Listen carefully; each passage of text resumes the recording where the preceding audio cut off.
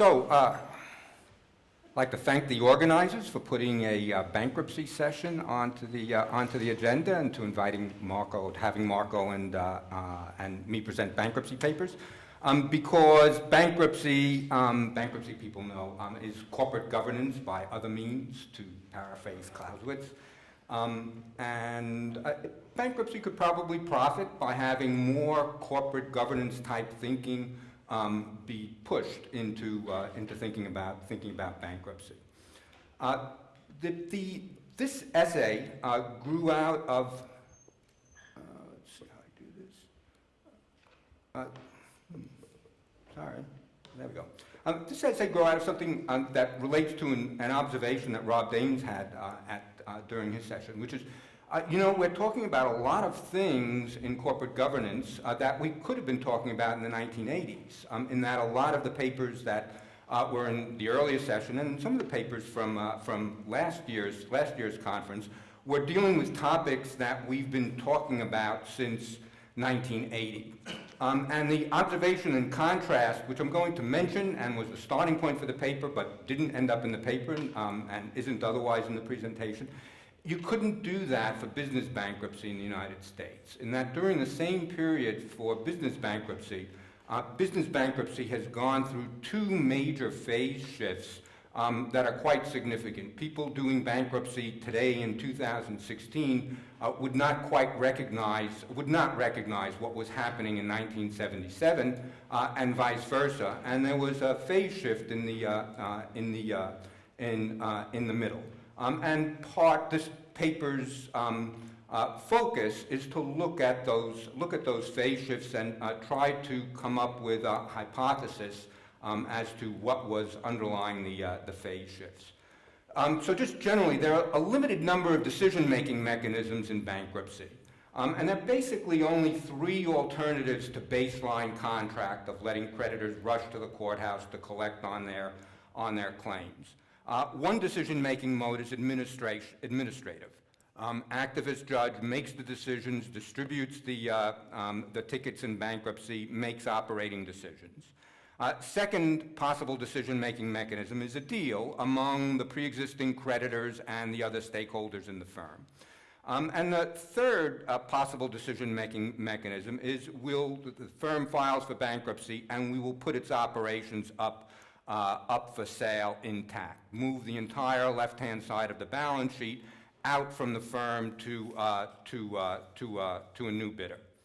Now, thesis of the essay is each mode is in play in the bankruptcy code, and frequently this sometimes causes students difficulties. They look at one section and say, well, we're selling the firm here. And then we look at another section and creditors are making a deal and voting on what to do. And then in a third portion of the bankruptcy code, we have the judge coming in and making the decisions. And from looking at the code, it looks like it's a bit of a jumble with a lot of technical issues dividing one decision-making mode from another. But what I think is going on is something a little bit more organized, and you kind of have to stretch out what's going on over the 20th century in the United States. There's basically a time progression, with each decision-making mode having had its heyday, and then being supplanted by another decision-making mode. And the thesis, really more hypothesis because there's no data in the paper, is that roughly speaking, these changes tie to changes in underlying market conditions. And as different mechanisms, the different mechanisms that arose and replaced prior mechanisms, or supplanted, never completely replacing, tied to changes in market conditions. Prior bankruptcy work, and this includes some of my own, has emphasized other things. Big emphasis has been on looking at the influence of lawyers in the decision-making for the decisions on what kind of decision-making modes to use. Different lawyering groups representing different client bases had differing packets of influence at different times when bankruptcy was being made. Second explanation that's often given is learning, is that the system just got better over time. People figured out how to do things better. And the third explanation is a rent-seeking explanation, that different decision-making and different rules arose because somebody had sufficient influence with, to get their rule in place. And as I say, the thesis that I'm offering, or at least the hypothesis that I'm offering, which isn't completely inconsistent with what's gone on before, is that changing baseline market conditions can substantially explain the changes in decision-making mode. Somewhat diagrammatically, bankruptcy is replacing the race to the courthouse whereby creditors will levy on different parts of the firm. And then once creditors are stopped, stayed, enjoined from enforcing their contract against the firm, we've got three possible ways for decisions to be made as to how to redeploy the firm and redeploy value in the firm. Administration, a regulatory agency or a judge makes the core decisions, a deal among the creditors of the firm, or a sale of the firm.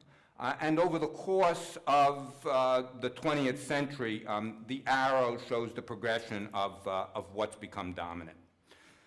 So a little detail and nuance. The administrative system came to its fore in the 1938 Bankruptcy Act. It was largely drafted and put together by William O. Douglas, chair of the SEC at the time, and a fair amount of bankruptcy academic work. Spend some time taking shots at Douglas for putting together an unwieldy, inefficient, and ineffective bankruptcy system, and I've participated in some of those shots. But there's a different perspective that one could put on this, is that Douglas was a product of his times, and in 1938, the perception was markets didn't look all that good. Deferring to market decisions didn't look like a winner. People looked at the bankruptcy deals that were being made before the Bankruptcy Act, and the general view is that the bankruptcy deal was inherently corrupt and controlled by creditor or managerial insiders to the disadvantage of all outside creditors, and the only real solution was a government administrative system that would make all of the important decisions. The bankruptcy reformers actually wanted a much more substantial administrative system. They got it for public utilities and they got it for railroads. They didn't get it generally for industrial firms, but they got a fair amount of what they wanted for industrial firms. Management would be thrown out upon the filing of what was then not Chapter 11, but Chapter 10. Critical decisions would be made by the judge. Before a plan would go out for vote and approval, the kind of deal that goes on today, the judge had to approve the plan. It was the bankruptcy system that persisted in the United States from 1938 to 1978, and it was a heavily administered, non-deal-oriented, non-sale-oriented system of bankruptcy. And as I say, it looks like it arose at a time when markets were perceived and maybe perceived accurately as not being particularly effective at making the decisions that we want to make in bankruptcy. The 1978 reforms. The 1978 Bankruptcy Code replaces Douglas's work 40 years later, and the new Bankruptcy Code is a deal-oriented code. The decision-making system is if 2/3 in dollar amount of creditors think that this restructuring of the firm is good enough, there's really nothing left for the judge to do. The judge does not second-guess that kind of decision by the creditors. It's a deference to, the way I would put it, is it's bankruptcy's, beginning of bankruptcy's business judgment era. If in the business judgment of the creditors and management sitting down, this is what to do with the firm, the judge looks that the process has been regular, but does not impose his or her own judgment as to the result. It occurs in an era when we've got a deregulatory president in place. The kind of people that the president pays attention to is, maybe symbolized by Alfred Kahn in the 1970s, and we're getting ready for the Reagan magic of the market era. It seems plausible in the background. Why should one have a government official, namely a judge, valuing the firm, something that's done on Wall Street every day, and making basic business decisions? If the people who are intimately involved in the business think this is what should be done, judge defers to that decision. The third system of bankruptcy arose sometime in the beginning of the 1990s.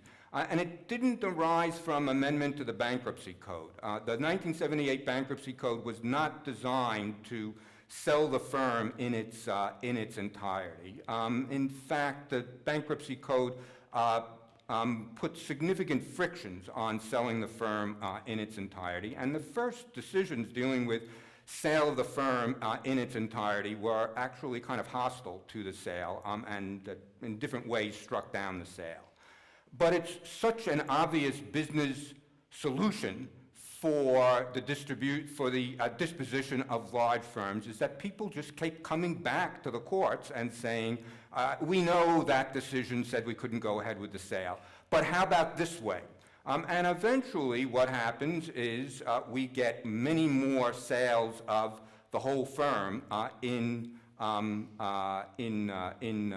bankruptcy, such that now bankruptcy people at conferences will say, we have Chapter 7 liquidation, we have Chapter 11 reorganization, and we have the big chapter, which is Chapter 363, which provides for the potential sale of the firm with no standards, no instructions. It just says the trustee may move, and upon cause shown, the judge can order the sale of the firm. So here's just a graphic. It's not my data collection, somebody else. Graphic of these 363 sales. So you see in 1989, this is for sales of relatively larger public companies that go bankrupt. Zero in 1989, a blip up, then bounces back down to in 1993, 1994 to zero, and then the trend line shows 363 sales going up persistently through the period. And this probably understates the importance of the 363 sale of the entire firm in two ways. It doesn't include partial sales, so there are more sales of here are three of the major divisions, we're going to sell these off separately. This doesn't seem to go into the whole firm 363 sale. It also has another effect, which I'd like to come back to if there's time for a moment or two. It has another effect. The 363 sale puts a market price on the firm, and this confines, at least psychologically and maybe substantively, judges' valuations if it ever comes down to an administered bankruptcy. In that, for a significant period of time, judges would say, well, a reorganized firm a firm in bankruptcy doesn't face a good market. So they didn't say it this way, so I can put any number on the value of the firm that I think is appropriate. And there's a general view that judges systematically overvalued firms when they came to value firms. There's some good reason, and there's now some data pointing to the likelihood that knowing that there is a 363 sale potentially in play narrows the variance in valuation and puts us puts us with a tighter number for valuation in non-363 sales for the deals that are still made. A little discussive background on this, just a little more detail on market conditions and ideology. One I mentioned is that in the 1930s it seems natural when you look back at it that the authorities putting together a bankruptcy system didn't put together one that deferred to the parties' deal making or anticipated or even allowed for a whole firm sale in bankruptcy. It was an era in which administrative agencies were becoming more important. Lots of economic problems looked like they would be better handled by an administrative agency than by market players. Skip that. 1970s, it's the era of Carter's deregulation. We're on the cusp of Reagan era magic of the market. In that background, why would one think that a judge could do better than the company and its constituents in restructuring the firm? Background market conditions in moving from the deal to the sale, same sort of thing. By the 1990s, we had just experienced a substantial wave of mergers, and it became an obvious thing for lots of lawyers and bankers. Why should we try to restructure the firm in Chapter 11 at all with a deal? Why don't we just sell the operations off intact to a third party? We do that every day in non-bankrupt M&A.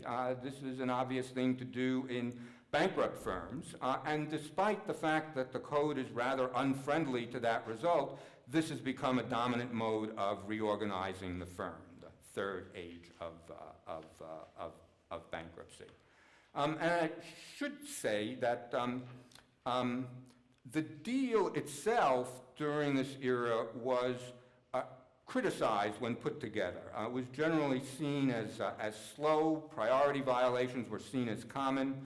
As I mentioned, valuation was seen to be a decision that the judge made frequently without any reference to actual market value.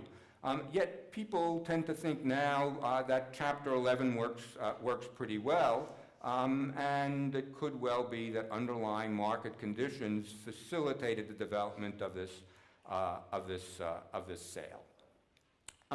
Last part of the paper, somewhat speculative, is, are we at a stable end state? And the end of the paper is saying, to the extent we think that market conditions eventually work their way into the bankruptcy system, there's good reason to think we're not at a stable end state. And it's speculative, but we can see some other things emerging and starting to affect bankruptcies.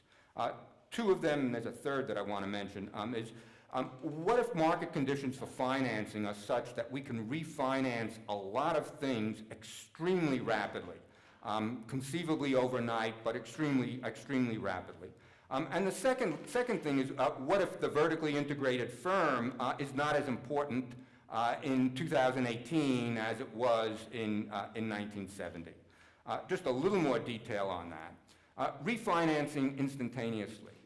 The bankruptcy structure is dependent on a couple of unstated assumptions. And one of the unstated assumptions is that the bankrupt firm cannot refinance itself smoothly and quickly. If that turns out to be false in 2017, that is, if financial markets have come to the point that it can refinance aspects of the firm extremely quickly, then a core piece of bankruptcy, which is this forever stay, an injunction against creditor action for the length of a year and a half bankruptcy, is not as justified in 2018 as it was in 1980. That is, it would be justified for the period of time that's needed to refinance the firm, or at least refinance the critical pieces of debt. And that time might be measured now in weeks or possibly months, and not in this forever state. The second thing is industrial organization. If industrial organization changes in a way that the vertically integrated firm, which is the thing that bankruptcy is trying to hold together to see whether it's worth continuing to hold together, if the vertically integrated firm isn't as important as it used to be, and it's easy to plug and play, break up the blocks, then second justification for the bankruptcy stay is less important, in generally or for some industries. So the point is that you can see some trends in markets and finance suggesting that the stay core to bankruptcy may not be as important going forward as it once was. Third observation that I'd make is, since it's a global corporate governance conference, is a global corporate governance one. Chapter 11 is often seen as a model to be imitated around the world. And there are a number of countries who've said, we're going to reform the bankruptcy system, and we'd like to have something that's more like American Chapter 11. And the point that I would add here or make here is not all market conditions are propitious to a good functional Chapter 11. There's a lot of reason to think that Chapter 11 in the 1980s, the formal structure of deal-making, was dysfunctional, perhaps highly dysfunctional, that giving authority to people already embedded in the firm to hold up the decision-making didn't lead to good decision-making. And at the rise of the 363 sale, which could only have arisen in a place where there was a deep and vibrant merger market, saved Chapter 11 from itself. If that's true, the underlying market conditions combined with the structure of the statute as what's critical, then it's really the package that would need to be imported around the world, which is Chapter 11, just translated, plus the market sale possibility.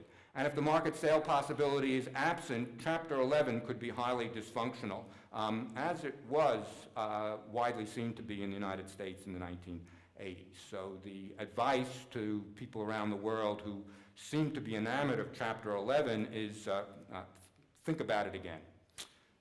Conclusion, reconceptualize reorganization's decision-making modes.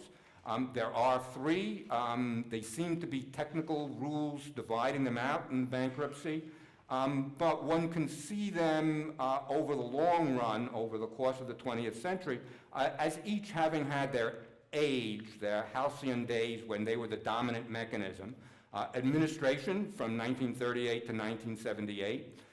The deal among creditors and management from 1978 to circa 1993, 1995, and the whole firm sale from 1995 onward. Thank you. Papers, it's very nicely and elegantly written. There is little I can say on this paper, but this paper presents the view that there are three ages or modes of the bankruptcy regime in the United States, focusing on the decision-making modes, which is the system of a bankruptcy proceeding regulated under the Federal Bankruptcy Code. Judicial administration, deal among major players, and entire sale of the debtor business. Each system rose and fell over time, and the fourth system has not yet come. And in contrast to the past literature, the paper submits the argument that the evolution of the three systems, or the shift from one to another, corresponds to and indeed stems from underlying market conditions. Giving more attention to market conditions would enable us to understand bankruptcy law and decision-making modes under that much better. When other jurisdictions impose the US bankruptcy regime, it does not work unless such jurisdictions have corresponding market conditions. The paper's basic position that the legal regimes cannot be isolated from underlying market or economic conditions is quite natural and plausible, and the history and development of the US bankruptcy regime fit the paper's theme quite elegantly. So what I'd like to try is to make two general comments and then some specific comments of the elements of the specific market conditions. But just small note, I think that generally speaking, the three systems of the bankruptcy regime, administration, deal, and entire sale, are not mutually exclusive in any given jurisdiction at any given time. While the rise or fall of each system may be observed over time, all of them can coexist, and usually one of them applies depending on the nature of the data and the situation in question. I believe this is the case in many jurisdictions today, and even in the United States. In the Japanese example, for example, we do have three decision makings today. The Japan Airlines, the national airlines got bankrupt, and they took this judicial administration. And many other listed companies who went bust recently was indeed the case of Deal, and also the sale of the entire business has been becoming very popular in Japan. And therefore, we do have three things. And also in the United States, the Section 363 sale is only 30%, not 100%, I think. So the market conditions affect the bankruptcy regime. But how exactly they do should be carefully examined.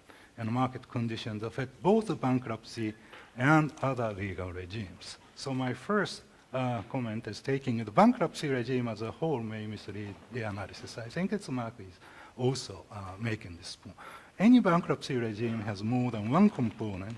From a functional perspective, you must unbundle the bankruptcy regime. Two major components of the regime are the timing of shifting to the bankruptcy mode, or most importantly, triggering of automatic stay in the US system, and decision-making as to the data business, which includes collective decision-making by creditors or decision-making by the agent, data in possession, court, administrative agency, and so forth.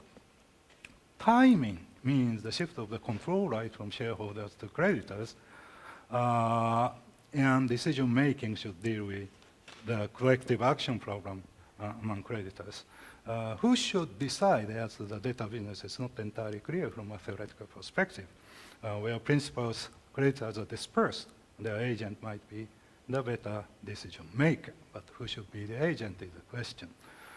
My sense is that decision making is better relegated to contracts, but timing issue may be not. In reality, the former often requires judicial approval of the order like. The role of the court should be limited to checking on conflict of interest and other last-minute misbehavior. So why do we need a bankruptcy regime for business cooperation in the first place? Indeed, if you look at a couple of areas, for example, there is no bankruptcy law for states. In the sovereign debt restructuring, by the way, it's where deal is the only choice. But there is no bankruptcy law. Everything should be taken care of by contract. Where the control right shifts to creditors, their collective action problems taken care of by contracts, typically by a contractual clause. As to timing, the contract is difficult to write. In practice, the contract in sovereign debt restructuring looks at some action by an international organization like the IMF, for example, as a triggering event of the collective action clause. So what about business corporations? I'm inclined to think decision-making should better be relegated to contracts, and if so, the bankruptcy regime is not necessary in this respect.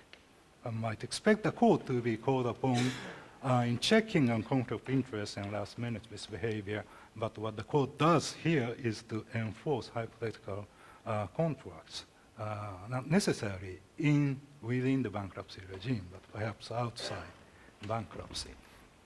So one more just small note is in Japan, for example, within the bankruptcy regime, sale of the debtor's entire business is popular today. By the way, Japan imported Chapter 11 plus sale, as Mark suggested. Although it's not always the case, probably less than 30%, maybe 30%. I haven't checked the number. For such sale, judicial approval required. I think Section 363 is the same. And it is the substitute for shareholders' approval, which would otherwise be required under corporate law, at least in Japan. Sale of entire business would require a special shareholder approval under corporate law. More generally, corporate law is poor, weak in shifting the control right from shareholders to creditors. And the bankruptcy regime provides hypothetical corporate law, so to speak. I believe this is the case in many jurisdictions. The timing issue, that is, who should decide when the shift to the bankruptcy mode occurs, very much depends on how different creditors should be permitted to enforce their claims individually.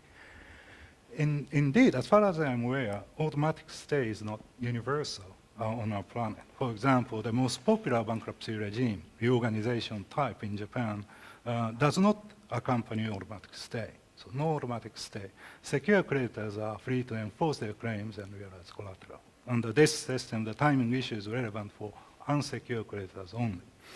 The point relates to the treatment of the absolute priority rule, but I don't have enough time to dig into this point.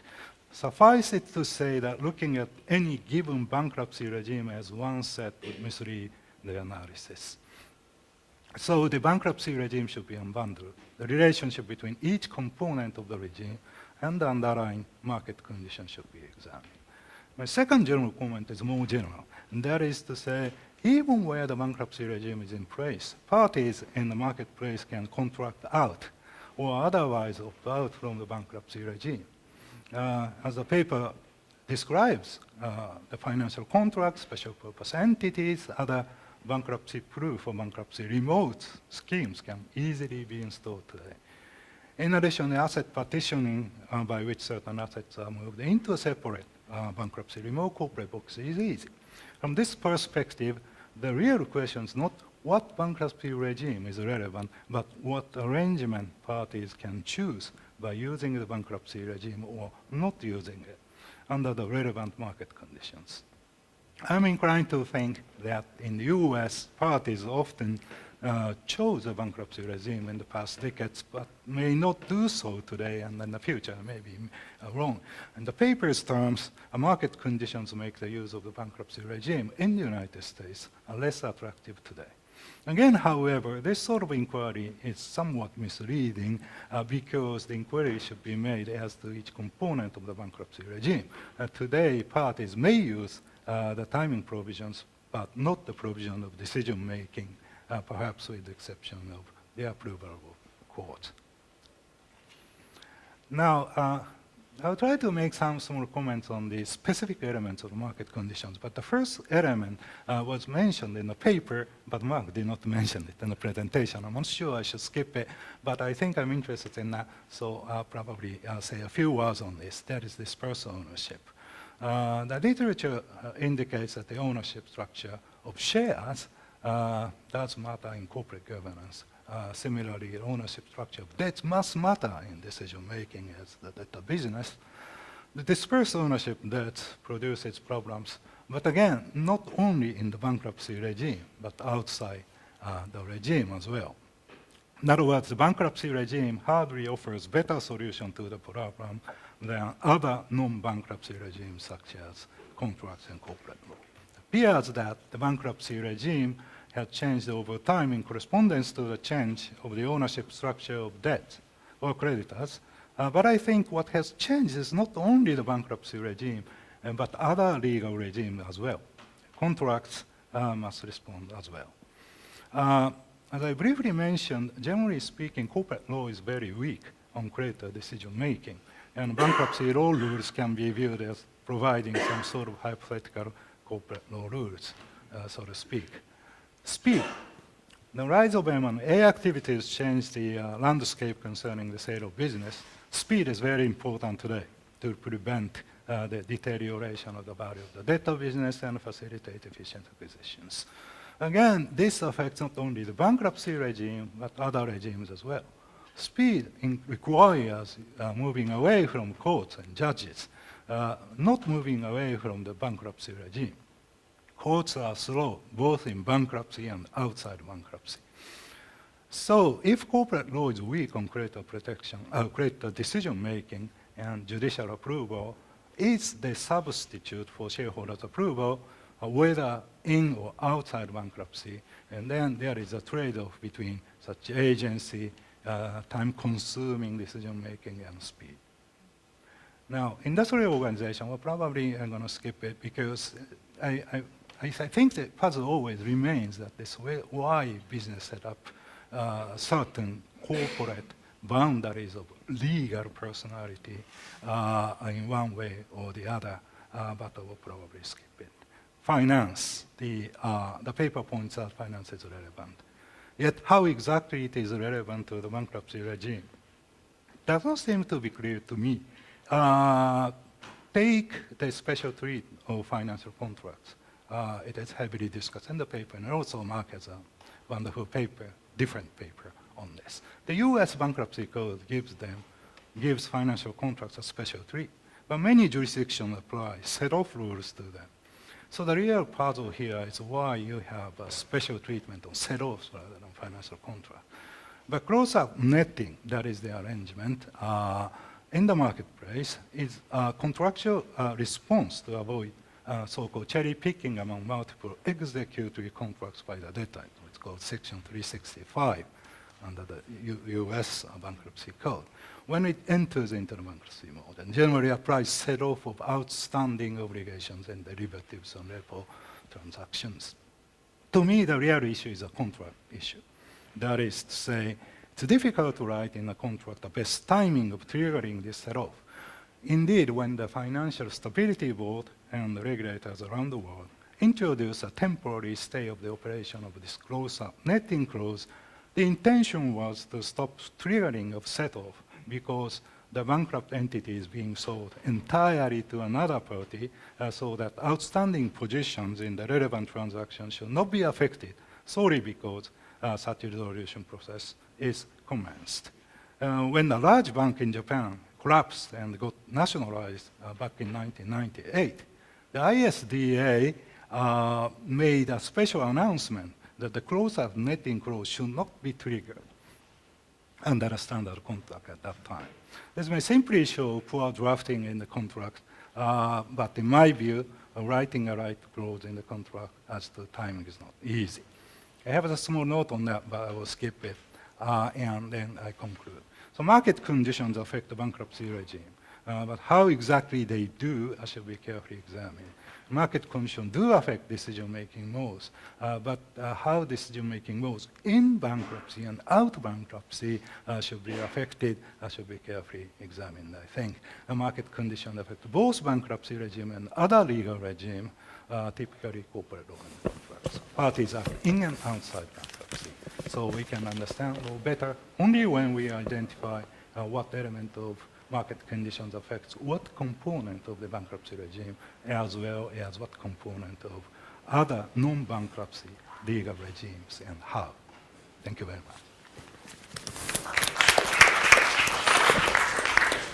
Thanks, Becky. So consider me the receiver in bankruptcy because we're short in time. So to maximize the estate for everyone, please brief in your comments and questions. But I see them. So again, please brief. JR first. Yeah, Mark. You focus very much on the sell side of bankruptcy. What about the buyers? The type of buyers, preferences in terms of transactions, willingness to pay, reallocation of assets, all these sides seems to be important too, and I'd like to have your views on that. So just two very quick things. First of all, Mark, you talked about refinance. You said that it was becoming less important to have a stay now. But I mean, in a situation where the creditors are owed more than the company is worth, even Yes. in its best use, you could still have a race to be first.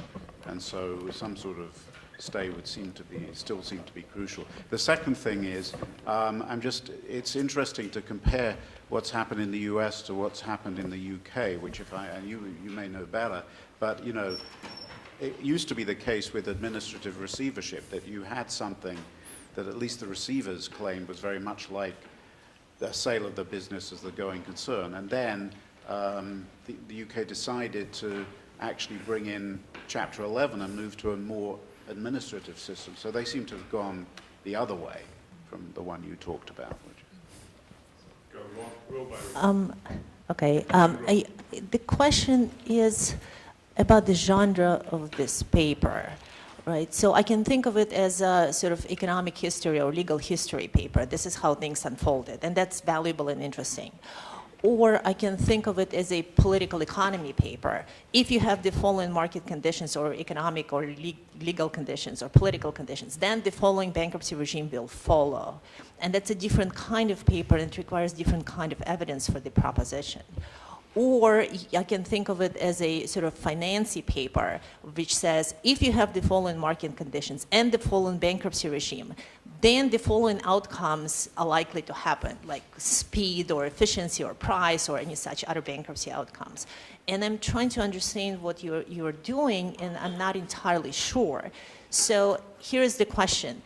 Suppose I want to empirically test something important about your paper. Name 2 empirical propositions that I should test.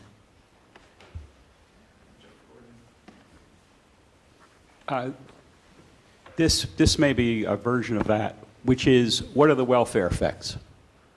And how would you measure them from the shift in the regimes that you show? It struck me, not in reading your paper, but in hearing the presentation, that there's actually a parallel to what's been going on in appraisal. And you might think about the appraisal literature and the growing trust of the market influencing the willingness to rely on the market as opposed to a more judge-led or administrative type procedure. So I'm going to see more hands, and I'm just going to turn back to Mark. How much time do I have? 3 minutes? -3, but Minus 3 minutes, okay. Okay. Justice to these great questions. and Okay. also to the commentators. Right. Now, these are really good questions. Some of them I may have anticipated in the paper, but I certainly did not anticipate even a majority of these. Can't respond to everyone, but I'll respond to several. Hideki's absolutely right. There's 3 systems at all times interacting.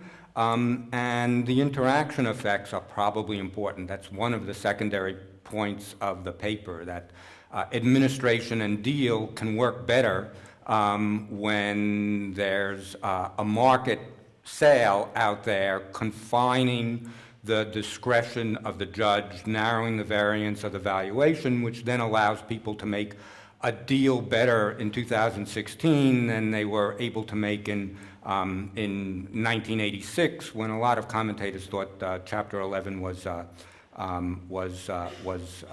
failure. Second aspect, an observation coming from one of Hideki's comments about operating. There are circumstances where we might not need a bankruptcy regime, where we can operate we can operate some aspects of bankruptcy via contract, analogies to sovereign debt restructuring and collective action clauses. An observation, maybe I should have skipped over this one. Douglas was very persistent in his view that we needed an administrative system to handle the restructuring of bankruptcies, and set up a contracting structure for bonds that makes it difficult to restructure them outside of bankruptcies.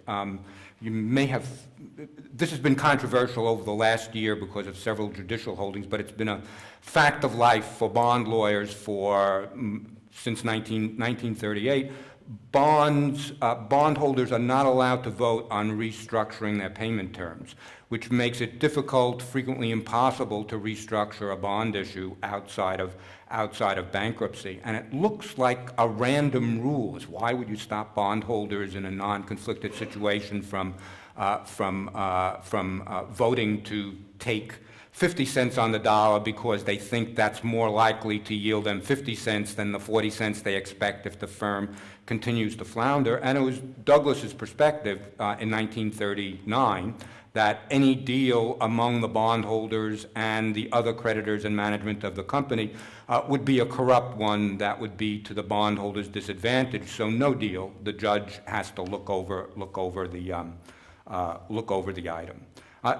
One of Hideki's comments, I think, puts a potential different way to position parts of the paper, which is that parties are negotiating and opting into different regimes. One way of looking at the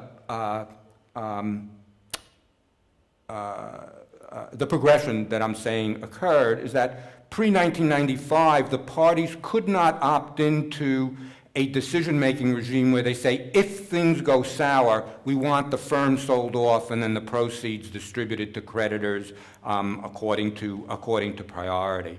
In 2016, they can come close to making that sort of deal. You can lend money to me, and the deal now is effectively, if I don't pay you, you force me into bankruptcy, and the firm will probably be sold, or there'll be a deal reflecting the likelihood of a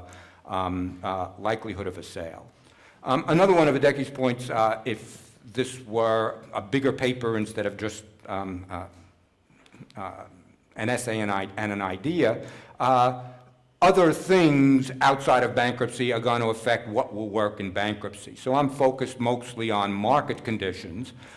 So one would predict that there should be a correlation between the density of mergers and the rules governing bankruptcy. If mergers are infrequent, don't expect to see a lot of 363 sales in bankruptcy. Expect it to be an orphan provision in the bankruptcy code. If mergers are frequent, one would expect more use inside bankruptcy with 363 sales. And I think Hideki's point that there are other things that can affect corporate governance and therefore lead to different bankruptcy regimes being more viable or less viable. Oliver's point, this is a mystery to me, is why the U.S. and the UK, in essence, shifted and went in opposite directions. One possibility is mistaken Chapter 11 envy on UK's part. That is, I've heard from several people who were involved either directly or indirectly with reforms in the UK that some of the people, maybe the relevant minister said, get us something that looks more like Chapter 11, it looks good, without thinking it through that maybe what looks good in Chapter 11 is the fact that we were getting a fair number of things that the UK had been doing all along for a while. Rest of the questions on the list are great, but I think Tobias wants to call time. So let's talk about them later.